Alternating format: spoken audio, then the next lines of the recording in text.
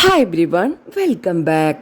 വിവാഹമോചനം പരസ്യമായി പ്രഖ്യാപിച്ച് മല്ലു ഫാമിലി സുജിൻ മാസങ്ങളായി വേർപിരിഞ്ഞ് താമസിക്കുകയായിരുന്നു. ഇത് ആലോചിച്ചെടുത്ത തീരുമാനം. ബ്ലോഗിലൂടെയായി പ്രേക്ഷകർക്ക് പരിചിതരാണ് മല്ലു ഫാമിലി. സുജിനും പൊന്നൂസും അമ്മയും മക്കളുമെല്ലാം ഇവരുടെ വീഡിയോകളിൽ ഉണ്ടാവാറുണ്ട്.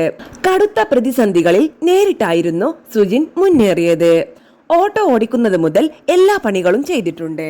സോഷ്യൽ മീഡിയയിലൂടെയായിരുന്നു ജീവിതം മാറിമറിഞ്ഞത്. തെറ്റെന്റേതാണ്, അവളെ ആരും കുറ്റക്കാരാക്കരുത്. കണ്ണു നിറച്ച് പ്രതികരിച്ച് സുജിൻ. 7 വർഷം സ്നേഹവും വഴക്കുകളും സ്വപ്നങ്ങളും നിറഞ്ഞ ഒരു ജീവിതം, അത് ഒരു പോസ്റ്റിൽ അവസാനിച്ചു. ഫാമിലി ബ്ലോഗ്സ് മലയാളികളുടെ ഹൃദയത്തിലേക്ക് കടന്നുവന്ന സൂര്യൻ കൃഷ്ണയും സതീശനും എല്ലാവരും സ്നേഹത്തോടെ വിളിക്കുന്നു പൊന്നൂസ് എന്ന്.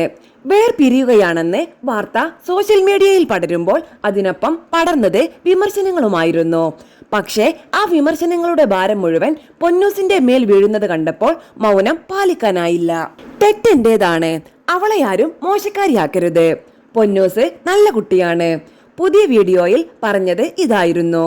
ഈ വിഷയത്തിൽ വീഡിയോ ചെയ്യണമെന്ന് ഞങ്ങൾ ഒരിക്കലും ചിന്തിച്ചിട്ടില്ലെന്ന് പറയുന്നു. അതുകൊണ്ടാണ് വേർപിരിയൽ വാർത്ത ഒരു ലളിതമായ പോസ്റ്റിൽ ഒതുക്കിയത്. വിവാദങ്ങൾ ഉണ്ടാക്കാനോ സിമ്പതി നേടാനോ കണ്ടന്റ് ഉണ്ടാക്കാനോ ഞങ്ങൾ ശ്രമിച്ചിട്ടില്ല. ഓട്ടോറിക്ഷ ഓടിച്ചിരുന്ന ഒരാളായി തുടങ്ങിയ തന്റെ ജീവിതം ഇന്ന് നിങ്ങൾ കാണുന്ന നിലയിലേക്ക് എത്തിച്ചത് മല്ലു ഫാമിലി ചാനലാണെന്ന് അദ്ദേഹം പറഞ്ഞുണ്ടാക്കാൻ ഞാൻ താല്പര്യമില്ല. അദ്ദേഹത്തിന്റെ വാക്കുകളിൽ ഒരു തളർച്ചയും ഒരു ഉറച്ചതുമുണ്ട്. പൊന്നൂസിനെ കുറ്റപ്പെടുത്തി കമന്റുകളും റിയാക്ഷൻ വീഡിയോകളും കണ്ടു.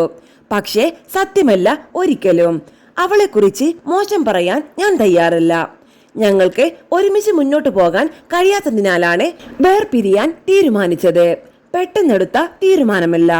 7 വർഷം ജീവിച്ച ശേഷം പല ശ്രമങ്ങൾക്കൊടുവിലാണ് ഈ തീരുമാനം. 3 മുതൽ 4 മാസം വരെ ഇരുവരും വേർപിരിഞ്ഞാണ് ജീവിക്കുന്നത്. കുട്ടികൾ സുജിന്റെ കൂടെയാണ്. അവധി ദിവസങ്ങളിൽ അമ്മയുടെ അടുത്തേക്ക് പോകും. കുട്ടികളുടെ കാര്യത്തിൽ പോലും ഞങ്ങൾക്ക് അഭിപ്രായ വ്യത്യാസമില്ല. ബന്ധം അവസാനിച്ചാലും മാതാപിതൃത്വം അവസാനിച്ചിട്ടില്ല. ഫോൺ വിളിക്കാതിരിക്കാൻ മാത്രം അവർ ശത്രുക്കളായിട്ടില്ല.